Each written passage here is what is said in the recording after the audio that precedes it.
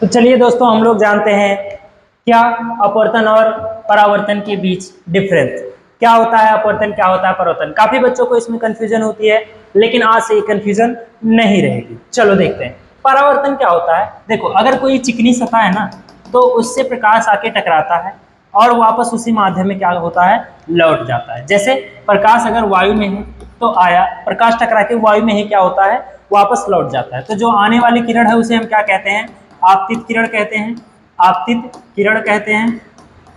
और जो जाने वाली किरण होती है उसे हम क्या कहते हैं, परावर्तित किरण। यहाँ पे एक क्या होता है हमारा अविलंब, और यहाँ पे जो एंगल बनता है उसे हम क्या कहते हैं, आपतन कोण। आपतन कोण जिसे हम किससे डिनोट करते हैं, आई से डिनोट करते हैं। यहाँ पे हमारा बनता है क्या, परावर्तन कोण, जिसे हम आर से डिनोट करते हैं। ठीक, अब उसके बाद देखो, पहला नियम होता है कि आपतित किरण और अभिलंब, ये हमारा क्या होता है, अभिलंब होता है। आपतित किरण, अभिलंब और परावर्तित किरण तीनों एक ही तल में होते हैं। और जो एंगल आई होता है हमारा, देखो एंगल जो आई होता है हमारा, वो सदैव एंगल आर के क्या होता है, बराबर होता है। ये था हमारा क्या, परावर्तन। अब अपवर्तन के बारे में जानते हैं। अपवर्तन में हमें सिर्फ कितने मीडियम होने चाहिए, 2 मीडियम होने चाहिए। पहला मीडियम 1 होता है और दूसरा मीडियम 2 होता है। ठीक, अब बीच में क्या होता है हमारा, अभिलंब। ठीक, अब अभिलंब होता है, यहां से प्रकाश किरण आई। अब देखो, अगर ये सघन माध्यम होगा, अगर सघन माध्यम होगा, विरल से कहां जाएगी, सघन में। विरल और सघन जानने के लिए हमारे पुराने वीडियो पे, यानी कि हमारे इस चैनल के वीडियो में जाएंगे, वहां पे अपवर्तन पूरा डिटेल में पढ़ाया गया, वहां पे हम जानेंगे माध्यम के बारे में। यहाँ हम जानते हैं अगर विरल से सघन में जा रहा है तो अभिलंब की ओर झुकती है, और अगर सघन से विरल में जा रहा है तो अभिलंब से क्या होती है, दूर हटती है। तो जब प्रकाश किरण कहाँ जाती है, एक माध्यम से दूसरे माध्यम में प्रवेश करती है, तो वो सीधे जाना चाहती है, लेकिन क्या होता है कि जैसे ही दूसरे माध्यम में प्रवेश करती है, वह अपने मार्ग से क्या हो जाती है, विचलित हो जाती है। अगर सघन माध्यम है तो अभिलंब की ओर झुकती है, अगर विरल माध्यम होता है तो अभिलंब से दूर हटती है। तो जो किरण आती है उसे हम क्या कहते हैं, आपतित किरण कहते हैं। क्या कहते हैं, आपतित किरण कहते हैं। जो किरण हमारी विचलित हो जाती है उसे हम क्या कहते हैं, अपवर्तित किरण कहते हैं। क्या कहते हैं, अपवर्तित किरण। ये हमारा अभिलंब होता है, यानी कि नॉर्मल।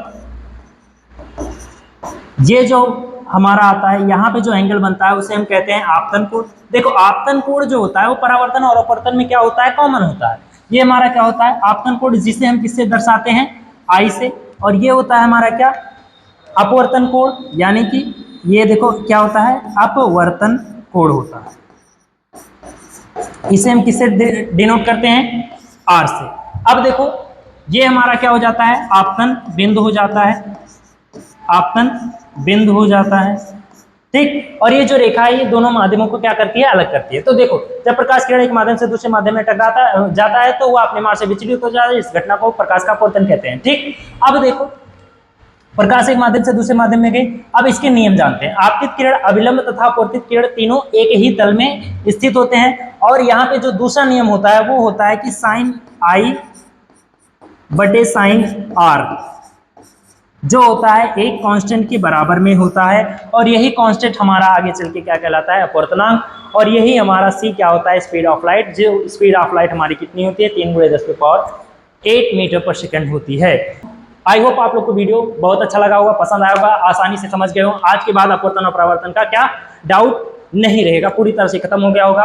तो अगर वीडियो पसंद होगा लाइक और सब्सक्राइब करें, और अगर वीडियो को पूरा डिटेल में देखना है तो हमारे चैनल पे जाकर के परावर्तन और अपवर्तन पूरी तरह से डिटेल में देख सकते हैं। धन्यवाद, जय हिंद, जय भारत।